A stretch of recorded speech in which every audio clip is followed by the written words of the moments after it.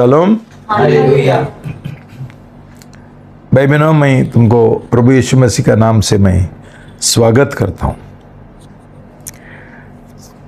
आज का जो विषय है वो तीसरा भाग है, पैसा और पवित्रीकरण।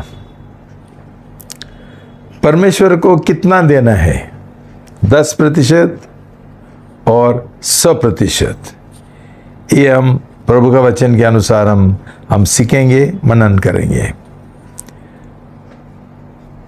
आज ये वचन पढ़ेंगे मार्कुस 12:41-44।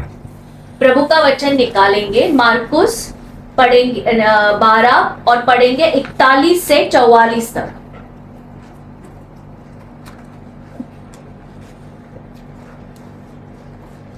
पढ़ेंगे। वह मंदिर के खजाने के सामने बैठ गया और देखने लगा कि लोग किस प्रकार मंदिर के कोष में पैसे डाल रहे थे, और बहुत से धनवान बड़ी बड़ी रकम डाल रहे थे। इतने में एक कंगाल विधवा ने आकर तांबे के 2 छोटे छोटे सिक्के डाले, जिनका मूल्य लगभग 1 पैसे के बराबर होता है। तब यीशु ने अपने शिष्य को पास बुलवाकर उनसे कहा, मैं तुमसे सच सच कहता हूँ कि कोष में डालने वालों में से इस कंगाल विधवा ने सबसे बढ़कर डाला है, क्योंकि अन्य सब ने अपनी बहुतायत में से डाला है, परंतु इसने अपनी दरिद्रता में से जो कुछ उसका था, अर्थात अपनी सारी जीविका डाल दी है। यह प्रभु का शब्द है। प्रभु को धन्यवाद। आइए प्रार्थना करेंगे इस समय, खास करके हमारे पिताजी पर अभिषेक होने के लिए, वचन पर भी जो YouTube के द्वारा वचन सुन रहे, प्रभु उनके दिलों को, उनके हृदय को स्पर्श करेगा, और सच में खास करके ये पैसे के मामले में मन का नवनीकरण होगा करके वचन के द्वारा प्रार्थना करेंगे। हालेलुया। प्रभु धन्यवाद यीशु मसीह। प्रभु इस समय खास करके पिताजी को आपके हाथ में सौंप देते। पवित्र आत्मा आपका अभिषेक के लिए, आपका हर एक शब्द, हर एक नर्वसनेस, हर एक जो भी इस समय गलत आत्मा, हर एक बुलाने वाला, हम बांध देते आपके नाम से। उनका थॉट प्रोसेस का, उनके शब्दों का, उनके विचार का आप पूरा ताबा लिया, इसलिए धन्यवाद देते हैं, ताकि हर एक शब्द अभिषेक के साथ निकले, और जो YouTube के द्वारा सुन रहे, आप उनके हृदय को स्पर्श करोगे, हर एक वचन हृदय को छेदेगा, और सच में प्रभु एक पश्चाताप का, एक प्रभु एक निर्णय का दिल प्रभु तू हम सबको देगा, इसलिए धन्यवाद देते। खास करके ये पैसे के मामले में प्रभु आप कैसे प्रभु इतना गंभीर हो, और आप कैसे इस बातों पे प्रभु जोर लगाते हो, इस पर प्रभु हमको ध्यान देने के लिए तू मदद करता है वचन के द्वारा, इसलिए धन्यवाद देते। यीशु के नाम से प्रार्थना करते हैं, आमीन। भाई बहनों, पैसा कितना महत्वपूर्ण विषय है हमारा परमेश्वर के लिए, हमने देखा। और जिसके द्वारा हमारा सही नया जन्म और पवित्रकरण सब कुछ उसके ऊपर निर्भर है। बोलेगा तो वो एक विषय ऐसा है कि शिष्यत्व के लिए बहुत महत्वपूर्ण है। जो कलीसिया में शिष्यत्व नहीं है, इनके लिए ये कितना दशमांश देने गए, कितना नहीं देने गए, वो महत्वपूर्ण नहीं है। देखो भाई बहनों,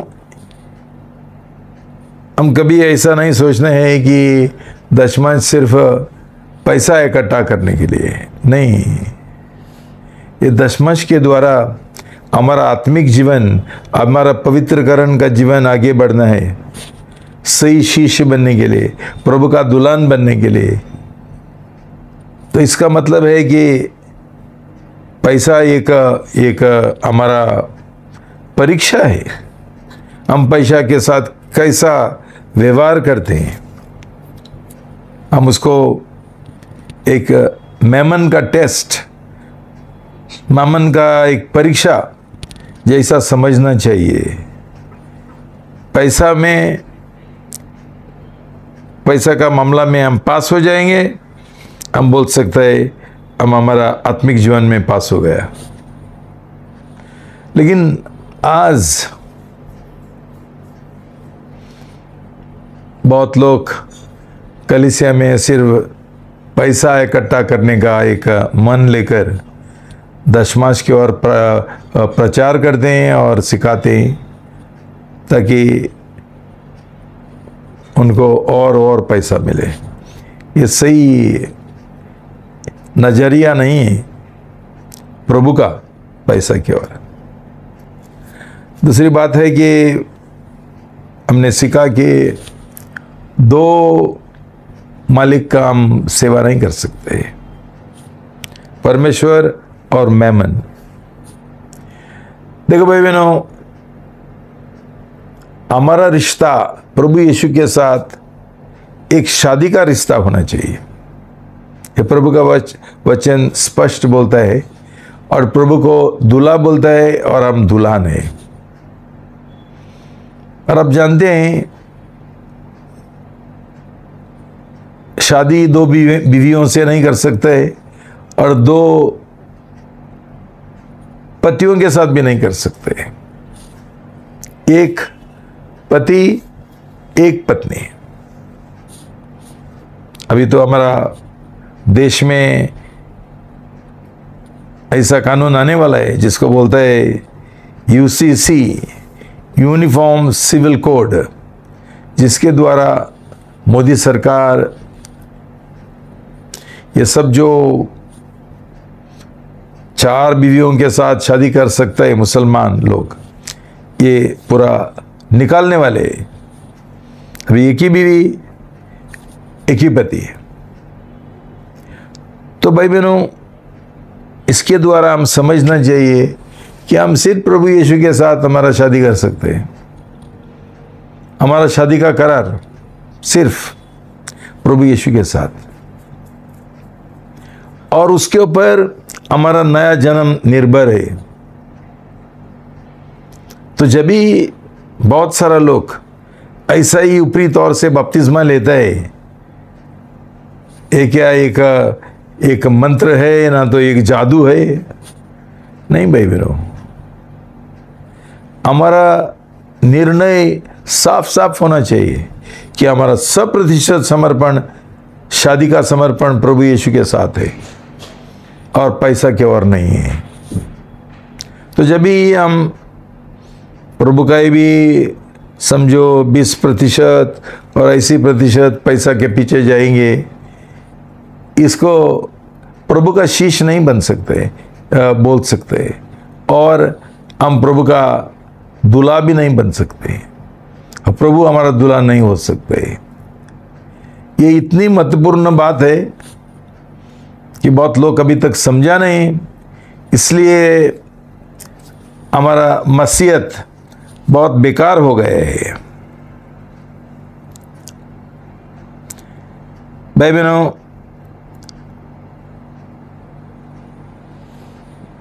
जब तक हम पैसा का प्रेम करेंगे थोड़ा ही भी, इसका मतलब है कि हमारा वो जो हम नया जन्म पाया बोलते हैं ना, वो बिल्कुल बकवास है,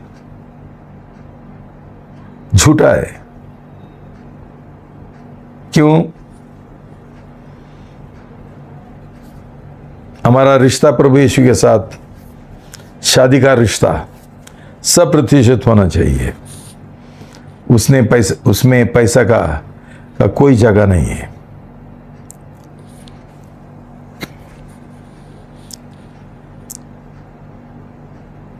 प्रभु ने मार्कुस 12:17 पढ़ेंगे। मार्कुस 12 का पद 17। और यीशु ने उनसे कहा, जो कैसर का है वह कैसर को दो, और जो परमेश्वर का है वह परमेश्वर को दो। और वे चकित हुए। भाई बहनों, ये विषय के बारे में दो पहलू हम समझ सकते हैं पैसा के बारे में। पहला पहलू है कि हम पैसा का मामले में हम नीतिमान होना चाहिए। मतलब क्या है कि जो सरकार को हम जो देना है, जैसा टैक्स रहता है, आयकर होता है, वो हम बराबर देने गए, उसमें हम चीटिंग नहीं करना चाहिए। प्रभु बोलता है सरकार को सरकार का सरकार को दे दो। हम चीटिंग करेंगे तो ये पाप है। बहुत बार मैंने सुना कि कई लोग बस में सफ़र करते हैं लेकिन टिकट नहीं निकलते हैं, ट्रेन में सफ़र करता है टिकट नहीं निकलते हैं। ये सरकार का चोरी है ये। और जब तक हम ये भरेंगे नहीं और पश्चाताप नहीं करेंगे और सरकार को जो सरकार का है हम नहीं देंगे, हमारे ऊपर कभी आशीर्वाद नहीं मिलेगा। और साथ साथ हम कोई हमारा भाई बहन को हम कि और हम बेईमानी नहीं करना है, चीटिंग नहीं करने गए। जिनका हमने पैसा लिया उनका वापस करना जरूरी है। जिधर हमने खर्चा निकाला वो खर्चा भरना जरूरी है। ये नीतिमत्व है पैसा के बारे में, ना तो चोरी होते है। मुझे अभी भी याद है एक भाई था जो ऑफिस का पैसा चुराया था छुप के।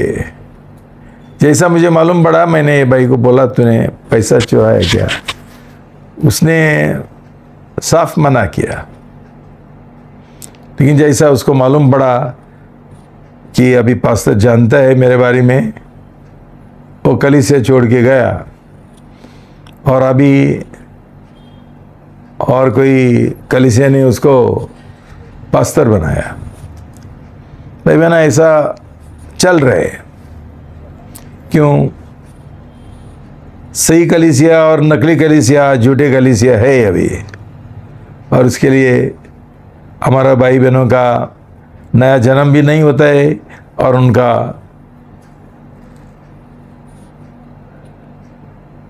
पवित्रकरण भी नहीं होते है।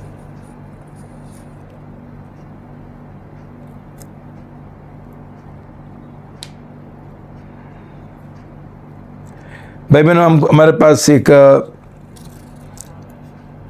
सुसमाचार में एक उदाहरण है जकियस का। और वहाँ ये जकियस एक चुंगी लेने वाला आदमी था। प्रभु यीशु मसीह उसका घर पे आया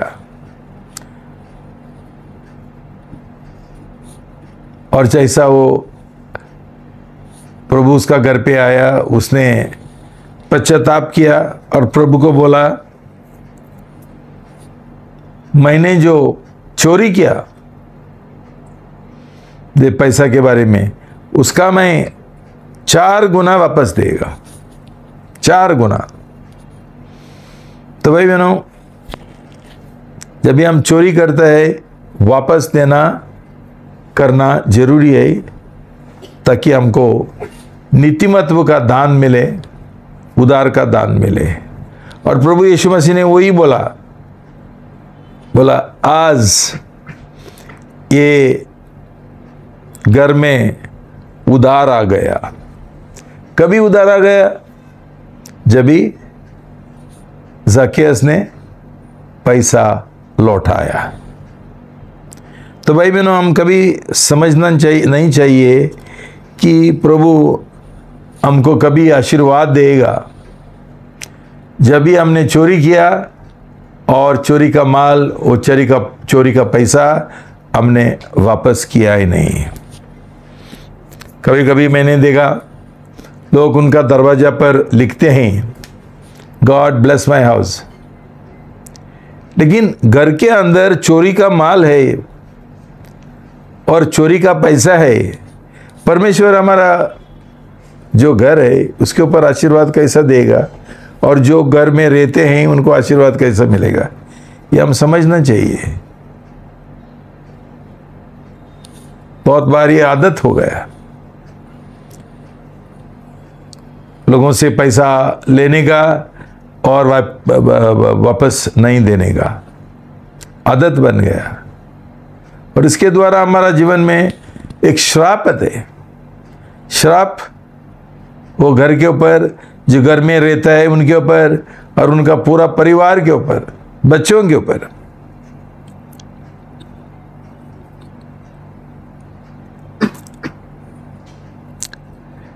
भाई बहनों, रोमी 13:8 बोलता है, पढ़ेंगे,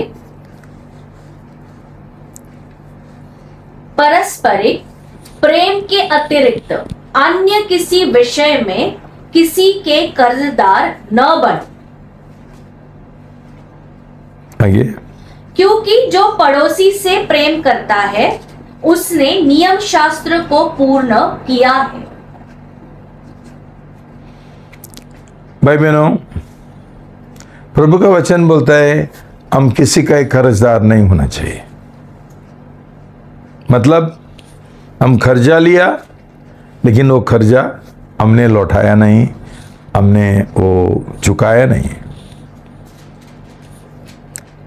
एक ही हमारा जीवन में कर्जा होना चाहिए कि हम एक दूसरा का प्रेम करते हैं। तो इसका मतलब क्या है? सिर्फ सरकार का और कर्जदार नहीं है, लेकिन किसी के और, कौन सा ही मनुष्य के और हम कर्जदार नहीं होना चाहिए। तो दूसरा जो पहलू है वो है कि पैसा के मामले में हमने विश्वास योग्य होना चाहिए, और ये हमारा विश्वास योग्यता परमेश्वर की ओर, जो परमेश्वर का है वो परमेश्वर को देना। तो ये सवाल उठता है परमेश्वर को कितना देना। इसमें दो भाग है, एक है जूना करार और एक है नया करार। जूना करार में एक ऐसा सिद्धांत है जो परमेश्वर ने सिखाया, ड्यूटरोनॉमी 14:22-23। निकालेंगे व्यवस्था विवरण 14 का पद 22 और 23 पढ़ेंगे। तुम अपने खेत में प्रति वर्ष उत्पन्न होने वाली सारी उपज का दशवांश अवश्य देना, और जिस स्थान को तुम्हारा परमेश्वर यहोवा अपने नाम का निवास ठहराने के लिए चुन ले, उसमें अपने अन्न और नए दाख मधु और अपने तेल का दशवांश और अपने गाय बैलों तथा भेड़ बकरियों के पहलोटे अपने परमेश्वर यहोवा के सामने खाया करना, जिससे तुम अपने परमेश्वर का नित्य भय मानना सीखो। देखो भाई बहनों, एक पैसा का एक दशमांश था, और वो था 10%। लेकिन उसका अलावा प्रभु का वचन बोलता है तुम्हारा जो उपज है, तुम्हारा जो फसल है, उसमें जो तुमको मिलता है उसका भी 10% दे दो। उसका भी दशमांश दे दो। जैसा चावल है, गेहूं है, बकरी है, गाय है, ये सब जो उपज है, तो कितना होता है? 10 अधिक 10 कम से कम 30% हो गया, शायद उससे ज्यादा। तो ये पुराना करार का नियम था, लेकिन वो नियम का पालन करने के लिए उनके पास आत्मिक शक्ति नहीं था, तो ये लोग कुड़कुड़ते थे और धीरे धीरे वो एक रीति रिवाज बन गया, एक बड़ा बोझ बन गया। तो भाई बहनों, प्रभु नहीं चाहता है कि हम इस मन से उसको दे। इसलिए नया करार में ये नियम परमेश्वर ने निकाल दिया। नया करार में अभी दशमांश नहीं है, 10% नहीं है। 10% देना बड़ा पाप है और प्रभु खुश नहीं है। क्यों? क्यों? नया करार में हमारा नया जन्म हुआ। नया जन्म होने से जो हमारा जूना मनुष्य है उसको क्रूस के ऊपर चढ़ाया, और ये जूना मनुष्य क्या है? हमारा स्वयं, हमारा स्वार्थ। जिनका नया जन्म नहीं हुआ उनका मन में हमेशा पैसा का प्रेम है, जो हम स्वयं का काम के लिए, फायदा के लिए स्वार्थी मन से हम उसका इस्तेमाल करते हैं। लेकिन जब भी नया करार में हमारा नया जन्म होता है, तभी हमको एक आज़ादी मिलता है, प्रभु को नियम के अनुसार नहीं, लेकिन अनुग्रह से देने के लिए हमको अनुग्रह मिलता है। ये जो हमारा स्वार्थ है, स्वयं है, उसके ऊपर विजय पाने के लिए, और आज़ादी से प्रभु को प्रेम से अनुग्रह के द्वारा, अनुग्रह से प्रभु को जितना चाहिए हम दे सकते हैं। एक आज़ादी हमको नया करार में मिलता है।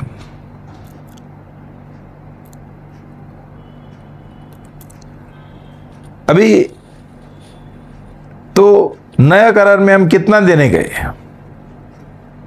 नया करार में हम 100% देना है, 100%।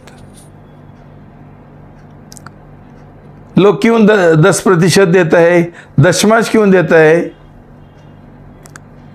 कि उनका नया जन्म नहीं हुआ, उनका उद्धार नहीं हुआ, इसलिए उनका पैसा छुट्टा नहीं है उनका जेब से, उनका बैंक से। तो वो एक सचमुच एक मेमन का परीक्षा है। हम कितना परमेश्वर का प्रेम करता है वो साबित करने के लिए। और मुझे लगता है इसलिए ये दशमांश दशमांश दशमांश करके हम 10% से ज़्यादा देते ही नहीं। कोई किसी को मन नहीं है कि उनका जो स्वयं है या स्वार्थ है अभी तक अंदर है। ये बपतिस्मा का जो पानी है उसके द्वारा कुछ नहीं हुआ उनका जीवन में। सिर्फ जो सूखा आदमी पानी में गया है बपतिस्मा का, और गिला आदमी और पापी वापस आ गए ऊपर। ऐसा हमारा लोगों का ये झूठा बपतिस्मा है। तो क्यों 100%? मैंने उसको एक नाम दिया, कितना हिंदी में वो उचित है, वो सही है मालूम नहीं है। हम 100% बोलते हैं, तो मैंने एक नया शब्द तैयार किया जो है शतमांश, हम दशमांश देने गए कि शतमांश देने गए, और क्यों? मत्ती 5:20 पढ़ेंगे। मत्ती 5 का पद 20।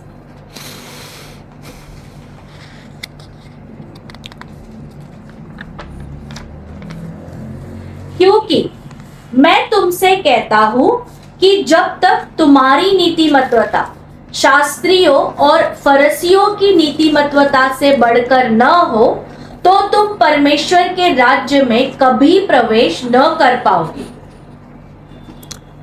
प्रभु यीशु क्या बोलना चाहता है कि पुराना करार ना तो नया करार जूना करार से बेहतर है, अच्छा है, उत्तम है। तो ये लोग दशमांश देते थे, 10% देते थे और 20% देते थे। हम कैसा नया करार में जो सबसे उत्तम है उसमें अभी तक हम 10% दशमांश कैसा दे सकते हैं? समझ लो भाई बहनों। क्यों? नया करार में हमको हमारा स्वयं से और स्वार्थ से हमको छुटकारा मिलता है, पैसा का प्रेम से हमको छुटकारा मिलता है। हमको अभी तक मिला नहीं है, इसका मतलब हमारा नया जन्म हुआ ही नहीं है, हमारा उद्धार हुआ ही नहीं है। हमारा विश्वास प्रभु की ओर सिर्फ दिमाग का है, लेकिन दिल में हमने हमारा दिल का समर्पण किया ही नहीं, और दिल में ये सच्चाई हमने स्वीकार किया ही नहीं। तो भाई बहनों, वो हिसाब से प्रभु बोलता है कि तुम्हारा नीतिमत्व 100% है तो तुम्हारा प्रभु को देना ही भी 100% होना चाहिए। ना तो तुम्हारा नीतिमत्व ये शास्त्रीय और फरीसी लोगों से कम है। दूसरा है 1 कुरिन्थी 16:2 पढ़ेंगे। 1 कुरिन्थियों 16 का पद 2। सप्ताह के पहले दिन तुम में से हर एक अपनी समृद्धि के अनुसार कुछ ना कुछ इकट्ठा करके रख छोड़े, ऐसा ना हो कि जब मैं आऊं तो इकट्ठा करना न पड़े। शालोम भाई बहनों,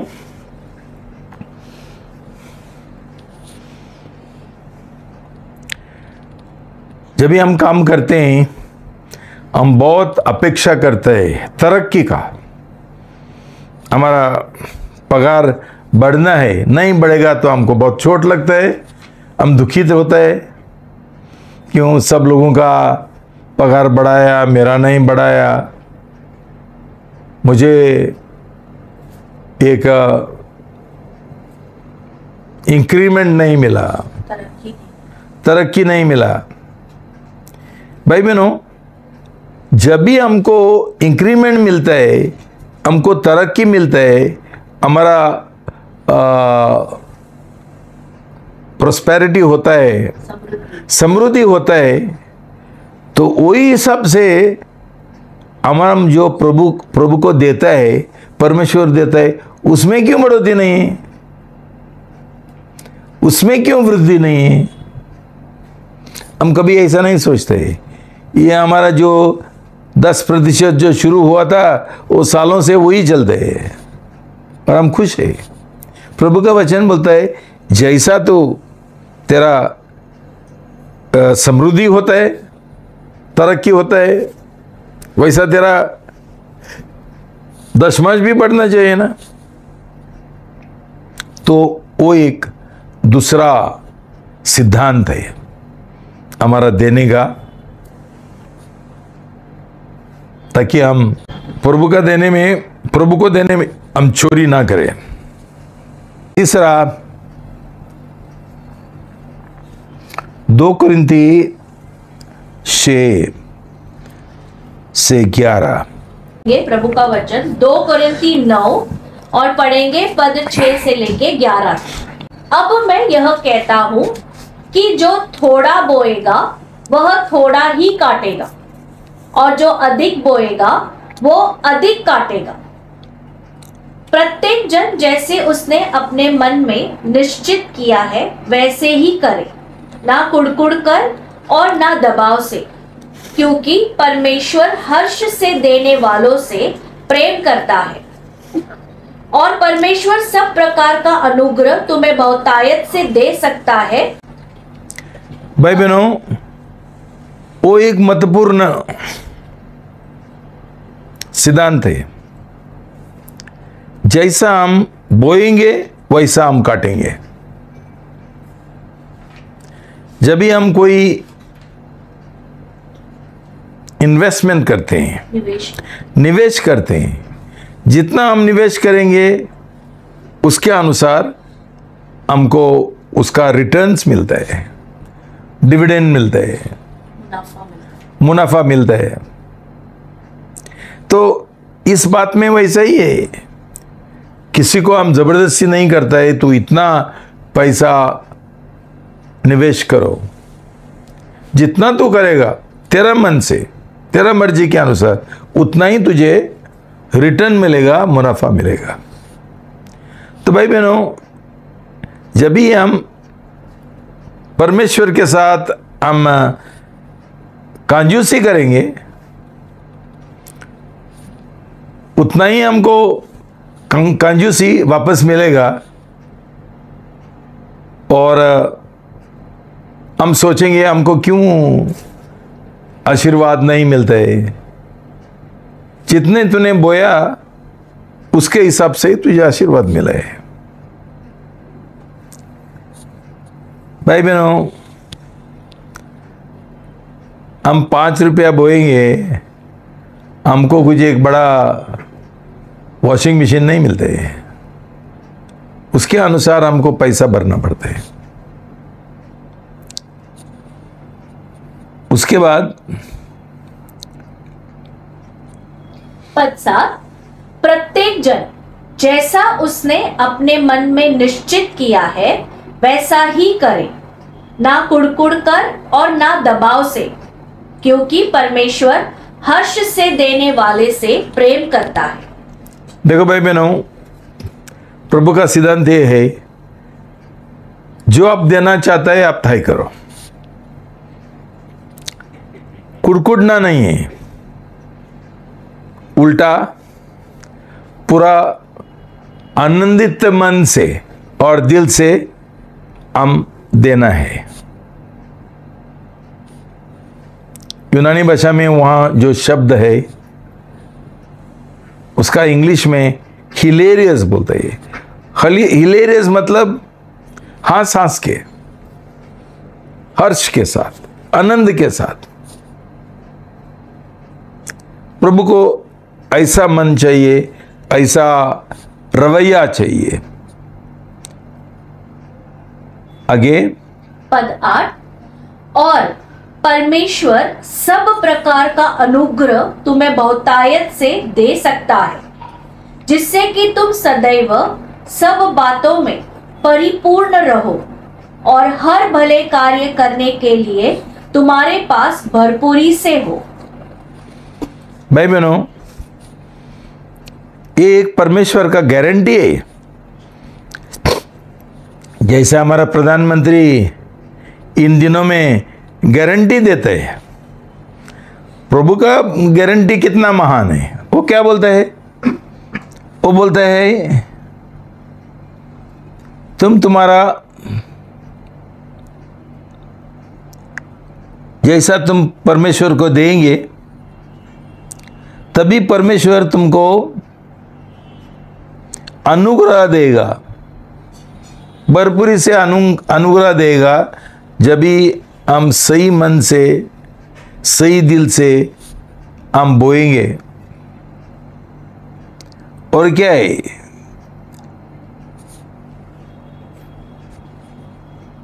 क्यों तुमको हर एक बातों में तुमको बहुतायक मिलेगा। तुम्हारे लिए सब कुछ काफ़ी हो जाएगा। हर एक बातों में जो ज़रूरत है वो तुम्हारा पूरा हो जाएगा, कि तुमने ये रीति से प्रभु के लिए बोया, खुशी से, बिना कुड़कुड़े, आपका तरक्की के अनुसार।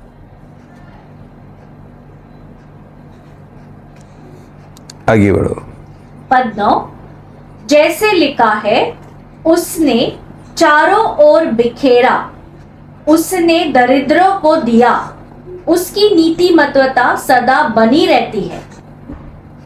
पद 10, अब वह जो बोने वाले को बीज और भोजन के लिए रोटी देता है, बोने के लिए तुम्हें बीज देगा और तुम्हारे बीज को बढ़ाएगा और तुम्हारी नीतिमत्वता की फसल की वृद्धि करेगा। देखो भाई बहनों, सब कुछ हमारा देने के ऊपर है, तभी प्रभु तुमको देगा। सफिशिएंट, काफी, तुम्हारा जरूरत के अनुसार। बहुत बार हम कुछ बोते नहीं हैं, लेकिन हम अपेक्षा करते हैं परमेश्वर हमको बहुत आशीर्वाद देगा। वो थोड़ा बोते हैं और सोचते हैं प्रभु ने मुझे बहुतायक से क्यों नहीं दिया। बोने के ऊपर है, निवेश करने में है, कौन सा मन से करते हैं, ये सब हम देखना पड़ता है। भाई बहनों, सब लोगों ने ऐसा करता था ना भाई बहनों, हमारा जीवन में कभी कुछ कमी नहीं होता था। आज बहुत कम लोगों का उद्धार होता है, नया जन्म होता है। लोग सोचते हैं मैंने बपतिस्मा लिया तो मेरा उद्धार हुआ। ऐसा थोड़ी होता है भाई बहनों। जब भी हमारा बपतिस्मा सही नहीं है, खोटा है, हमारा समर्पण 100% नहीं है, हमारा दिल में प्रेम पैसा की ओर है और सब कुछ हम पैसा के लिए कर रहे हैं और पैसा के लिए जी रहे हैं, किधर हमारा उद्धार हो गया। हम परमेश्वर को बहकवा नहीं सकते भाई बहनों, हम ही खुद धोखा खाएंगे, बहक जाएंगे। तो 10 में प्रभु का वचन बोलता है, वो हमको जो बीज हमको सप्लाई करते हैं, देता है। वो कौन सा हिसाब से देता है? नंबर 1, हमारा जरूरतों के लिए, हमारी जरूरत पूरा करने के लिए, वो हिसाब से देता है। नंबर 2, वो बीज फिर एक बार बोने के लिए हमको देता है। मतलब ये काम चालू रखना चाहिए, चालू होना चाहिए। हम पूरा बीज खाएंगे तो बाद में बोने के लिए क्या बाकी रह गया? बहुत लोगों को ये नहीं समझते, जो परमेश्वर देता है वो सब कुछ खाते हैं और बोने के लिए कुछ नहीं है। तो बाद में क्या होता है?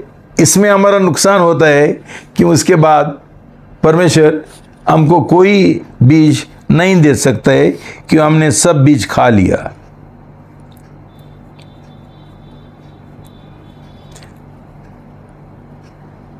क्यों? यही तरीका है हमारा नीतिमत्व बढ़ाने के लिए।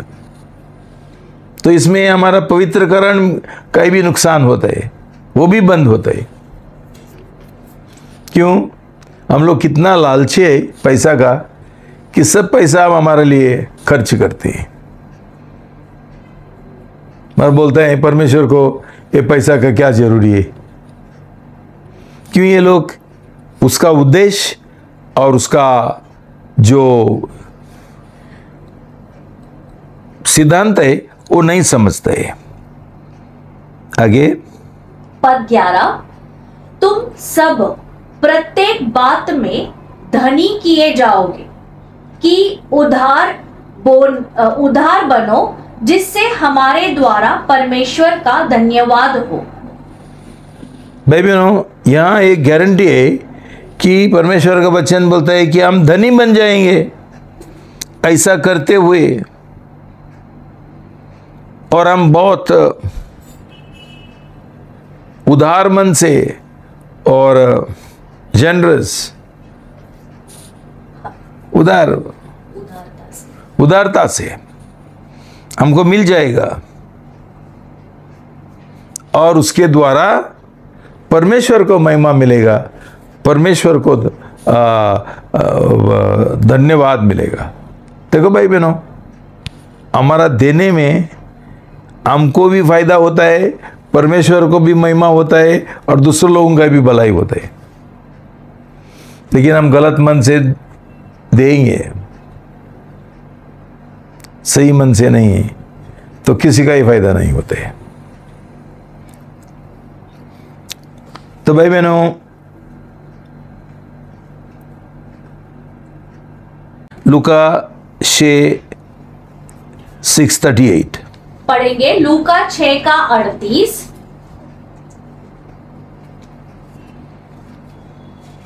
दिया करो तो तुम्हें भी दिया जाएगा, वे तुम्हारी गोद में पूरा पूरा नाप दबा दबा कर, हिला हिला कर उभारता हुआ डालेगा, क्योंकि जिस नाप से तुम दूसरों के लिए नापते हो, उसी नाप से तुम्हारे लिए भी नापा जाएगा।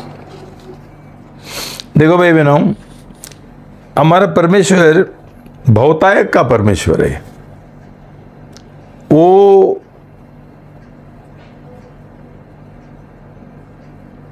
ये नहीं करते, क्या बोलते उसको, वो कंजूसी नहीं करते, भरपूरी। लेकिन ये भरपूरी हमारे ऊपर निर्भर है। जब भी हम देंगे, हम नहीं देंगे तो प्रभु क्या कर सकते हैं। बैंक में तूने पैसा डाला ही नहीं, समझो इन्वेस्ट नहीं किया, उसमें निवेश नहीं किया, बैंक तुमको वापस क्या देगा? कुछ नहीं। हम हर दिन जाके बैंक से पूछेंगे कुछ है क्या, कुछ है क्या, कुछ मिला है क्या? तो ये लोग बोलता है तूने कुछ डाला ही नहीं तो मिलेगा क्या? ऐसा पागल है हम लोग। हम प्रभु को नहीं देते हैं, लेकिन प्रभु को बोलता है प्रभु मुझे आशीर्वाद दो, मुझे ये जरूरत है, वो जरूरत है, लेकिन कोई इन्वेस्टमेंट नहीं किया। तो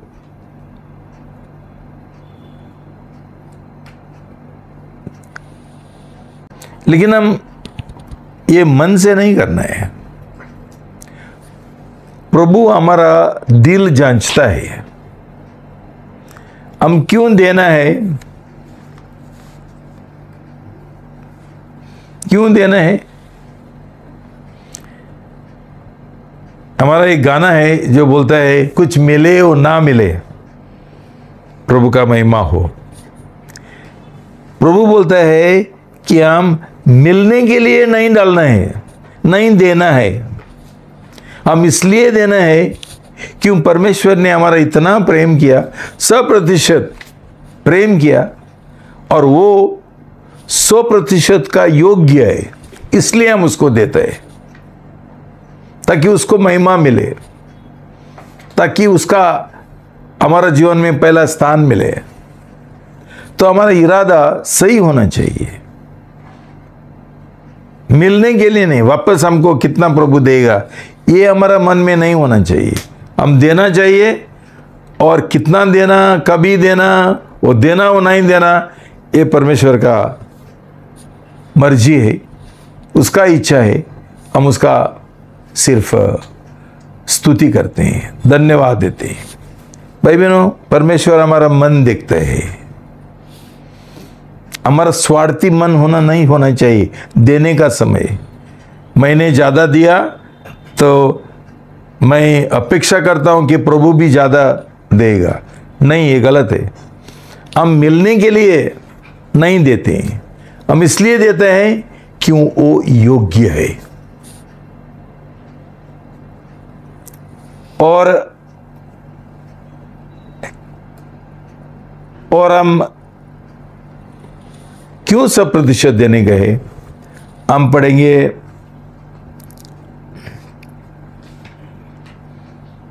उधर लिखा है ना, इन द मेजर, वो नाप से प्रभु हमको देगा। जो नाप से हमने दिया वो नाप से हमको देगा, लेकिन हम उसका अपेक्षा करना गलत है। वो देगा, हम सिर्फ उसका स्तुति करने के लिए हम देते हैं। ये गाना का दूसरा पद बोलता है, ताकि हम देने के द्वारा हम परमेश्वर का स्तुति करें। भाई बहनों, जब भी हम देते हैं ना, हम ये सोचना चाहिए हम उसका स्तुति करने के लिए दे रहे हैं, हमको कुछ मिलेगा करके नहीं, उसको धन्यवाद देने के लिए। उसने हमको इतना दिया, ये मन से हम देना है।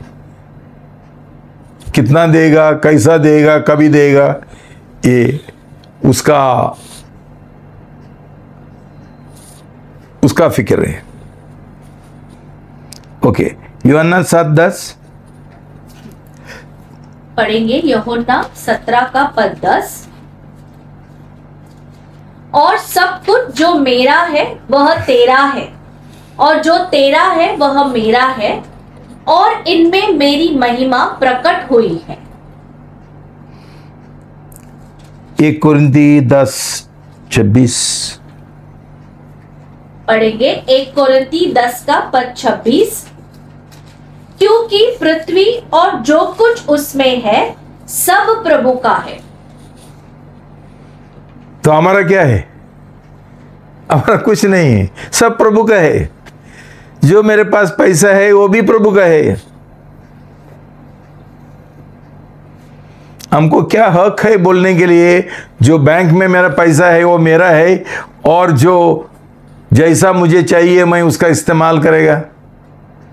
प्रभु यीशु मसीह ने खुद बोला, पिता परमेश्वर, सब बातें जो मेरा है ये आपका है, और जो पिता परमेश्वर का है वो उसका है, हमारा है। भाई बहनों, परमेश्वर हमको ये नियम से हमको छुटकारा देना चाहता है। ये 10% दशमांश से छुटकारा, ताकि वो हमको अनुग्रह का आज़ादी में हमको ला सकते हैं। कोई बंधन नहीं है, प्रेम से। जितना हमारा प्रेम है उतना हम देंगे। हमारा जरूरत जो कम से कम है वो पूरा करने के बाद, ये प्रेम का बात है भाई बहनों। ये कानून का बात नहीं है, नियम शास्त्र का बात नहीं है। क्यों हमारा कुछ है ही नहीं कि हम बोल सकते हैं हम इतना देंगे उतना देंगे। उसके बाद ड्यूटरोनॉमी 8:18 पढ़ेंगे। व्यवस्था विवरण 8 का 18।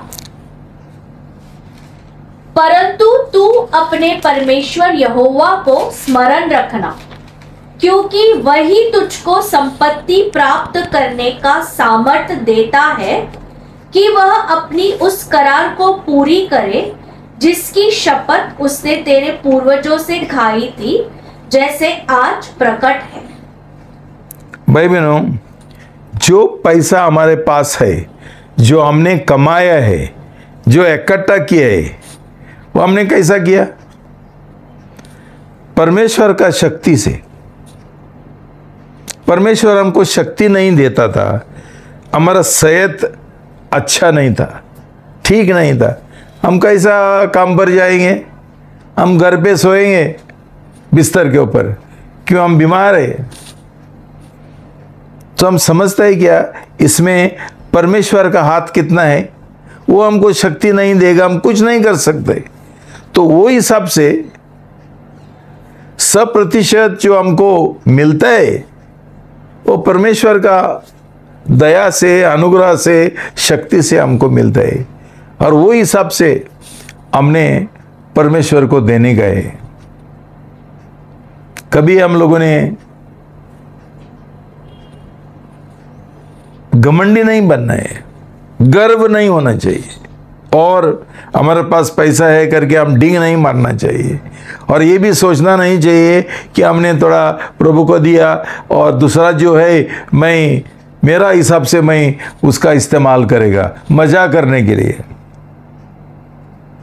मार्कुस 12:30। मार्कुस 12 का पद 30 पढ़ेंगे।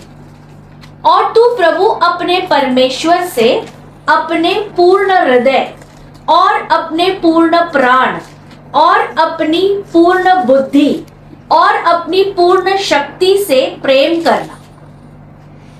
देखो भाई बहनों, प्रभु का वचन बोलता है पूर्ण, पूर्ण, सारा, पूर्ण।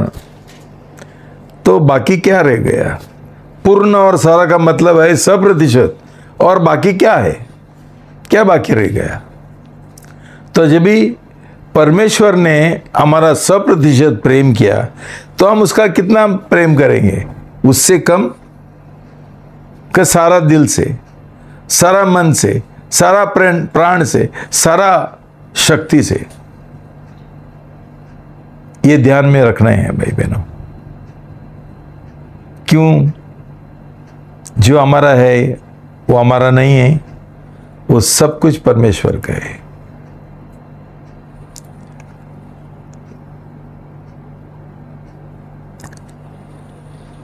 और दूसरी बात और एक है, प्रभु हमको एक अनुमति देता है, जितना जरूरत है ये पैसा का इस्तेमाल करने के लिए,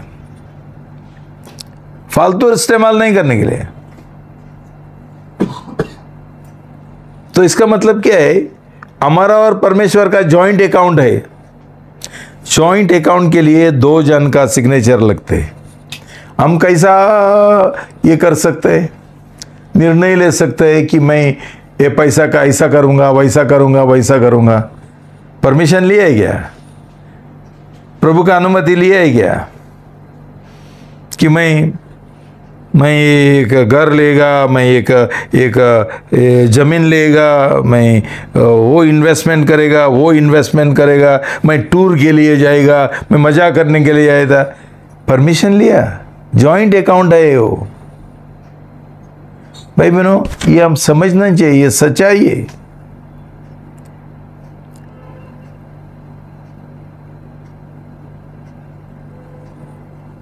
और एक बात है, लुका 14:33 पढ़ेंगे। इसी प्रकार तुम में से कोई मेरा शिष्य नहीं हो सकता जब तक कि वह अपनी सारी संपत्ति को त्याग न दे।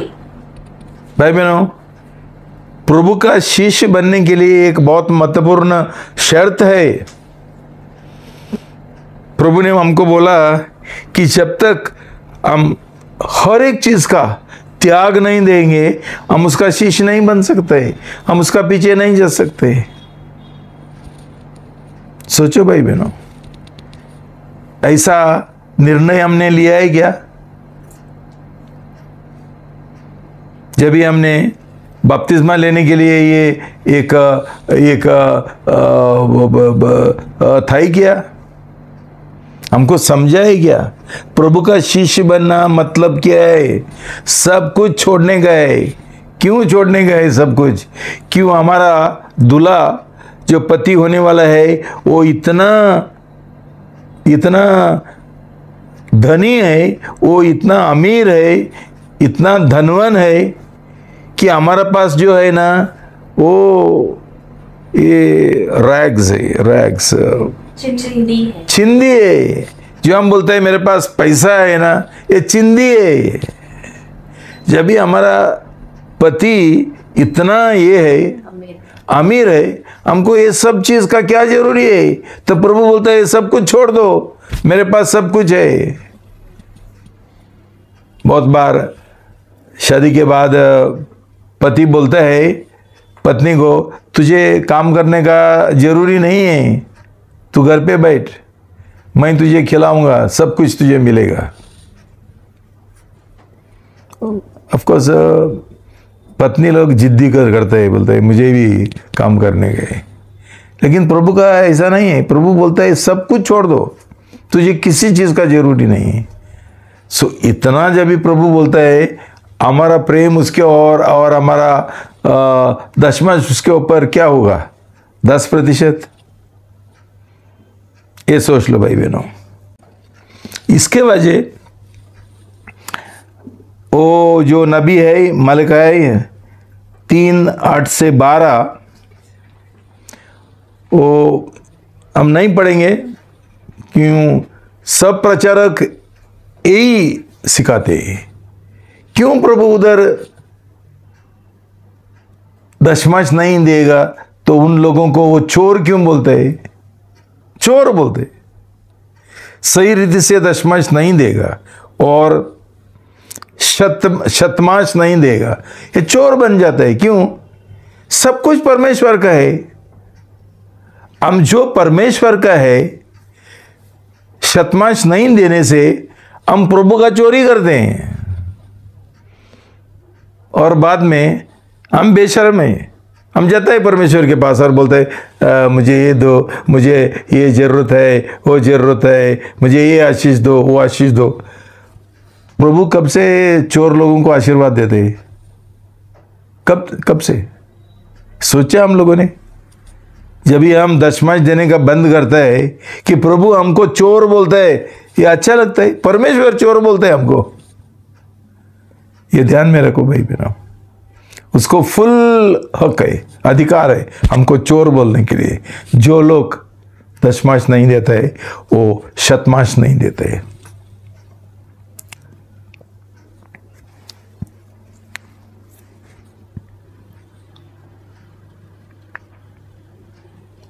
आज हमने ये विधवा का दमड़ी के बारे में हमने पढ़ा है। परमेश्वर बैठ के देखता है कौन दशमांश देता है, कौन नहीं देता है, किसका किस मन से देता है, सब कुछ देता है। मतलब दशमांश महत्वपूर्ण है परमेश्वर के लिए, लेकिन उससे ज्यादा महत्वपूर्ण है किस मन से हम देते हैं। प्रभु बोलता है ये दूसरा सब लोगों ने उनका बहुतायत से दिया। बहुतायत से दिया मतलब क्या है? उनके पास इतना है। आपने देखा ही क्या? सब चिकन खाने के बाद जो हड्डी हैं हम कुत्ते को देते हैं। कई लोग कितना अमीर है, उनको शायद एक फुल कोंबड़ी देते, मुर्गी देते। खा किस मन से? ये विधवा के पास कुछ नहीं था, गरीब थी, फिर भी जो उसके पास था दो क्या? दमड़ी उसने प्रभु को दिया खुशी से, आनंद से। और प्रभु ने ये देखा और उसको उसका तारीफ करके बोला ये विधवा ने सबसे ज्यादा दिया। मतलब उसने 100% दिया, उसके पास नहीं था, खत्म। और एक विधवा था ज़रफ़ वक्त का, नाबी ने उसको दिया, उसको बोला मुझे खाना दो। उसने बोला नाबी मेरा इतना ही था, मैंने सोचा था मेरा और मेरा बेटा का थोड़ा खाना बना के हम खाएंगे और उसके बाद हम मर जाएंगे। नबी ने बोला सब ठीक है, पहला मुझे लेके आओ। और जैसा वो गया, प्रभु का वचन बोलता है उसका जीवन में कभी कुछ कमी नहीं हुआ। जब भी वो देश में अकाल आया था, अकाल खत्म होने तक जिसके पास कुछ नहीं था और मरने वाली थी, उसने पूरा खुशी से जीवन बिताया। ये हमारा परमेश्वर का ये है। जब भी हम परमेश्वर को पहला स्थान देते हैं, परमेश्वर को पहला स्थान देते, पैसा को पहला स्थान नहीं है, और हम उसके ऊपर विश्वास करते हैं, वो हमारा हर एक ज़रूरत का इंतजाम करता है और हमको हमारा ज़रूरी पूरा करते हैं। भाई बहनों, ये बहुत ज़रूरी है हम पैसा के साथ कैसा हमारा व्यवहार करते हैं। क्यों प्रभु का वचन बोलता है लूका 16 में 11 पढ़ेंगे, लूका 16 का पद 11। अतः यदि तुम अधर्म के धन में विश्वास योग्य न रहो तो सच्चा धन तुम्हें कौन सौंपेगा। देखो भाई बहनों, सही धन कौन सा है? अनंत काल जीवन। ये सही है। क्यों? ये जीवन खत्म हो जाएगा लेकिन अनंत काल जीवन कभी खत्म नहीं होगा। तो प्रभु का वचन बोलता है तुम ये संसारी जो धन है उसके साथ कैसा व्यवहार करना है तुम नहीं जानते हैं, वो व्यवहार सही नहीं करते हैं। तुमको ये जो सही धन है, जो आत्मिक धन है, अनंत काल जीवन है, सुसमाचार का काम है, परमेश्वर तुमको ये कैसा सौंपेगा ये सब काम। दुख की बात है कि आज बहुत सारा प्रचारक और लीडर चर्च का पैसा का इतना प्रेम करते हैं कि सेवकाई भी उसके वजह ही शुरू करते हैं ताकि पैसा मिले।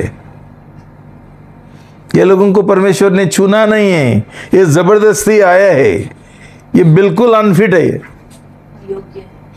अयोग्य है।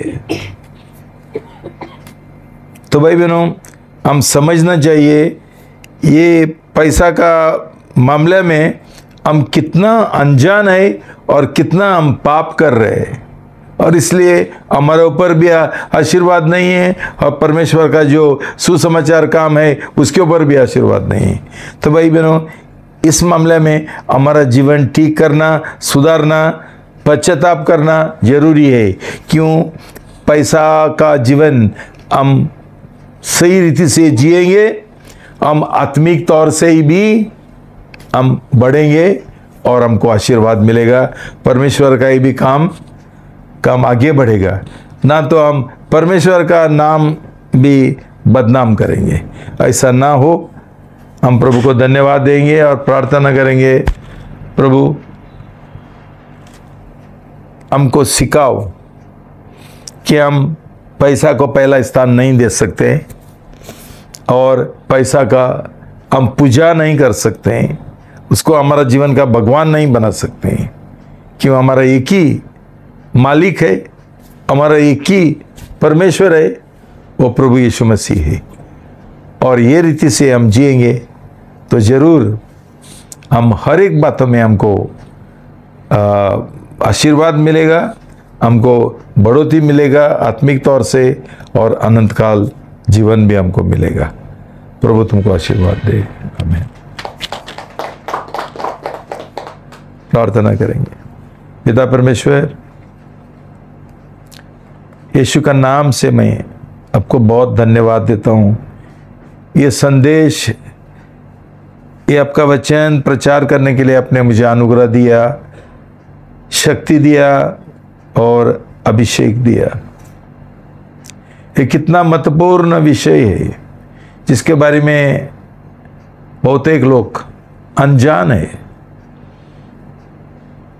प्रभु हमको क्षमा करो कि हम पैसा को हमारा जीवन का मालिक बनाए, भगवान बनाए, हम उसका पीछे जा रहे और पैसा के लिए जी रहे। हमको क्षमा करो प्रभु, और हमको छुटकारा दो प्रभु ये शैतान का बंधन से, कि उसके वजह आज हमारा नया जन्म भी नहीं होता है और हमको आपसे सही आशीर्वाद भी नहीं मिलते हैं। तो प्रभु मैं प्रार्थना करता हूँ, हमारा आंखें खोल दो, हमारा दिल खोल दो, ये अंधकार का जो पर्दा है वो निकाल दो प्रभु, ताकि हमारा दिल पैसा की ओर नहीं रहेगा, कि हम पैसा का गुलाम नहीं बनेंगे। हम आपका प्रेम गुलाम बनना चाहते हैं, पैसा का नहीं है। और जैसा हम आपके और विश्वास करते हैं, हमारा भरोसा आपके ऊपर रखते हैं प्रभु, हमको पैसा की और भरोसा रखने का कोई ज़रूरत नहीं पड़ेगा प्रभु। धन्यवाद देता हूँ प्रभु कि हमको सब लोगों को ये बंधन से हमको छुटकारा दो प्रभु, और सही नया जन्म होने के लिए और आत्मिक जीवन में आगे बढ़ने के लिए हमको तुम मदद करो, अनुग्रह दो प्रभु। धन्यवाद, अपने प्रार्थना सुन लिया। यीशु का नाम से मैं प्रार्थना करता हूँ, आमेन।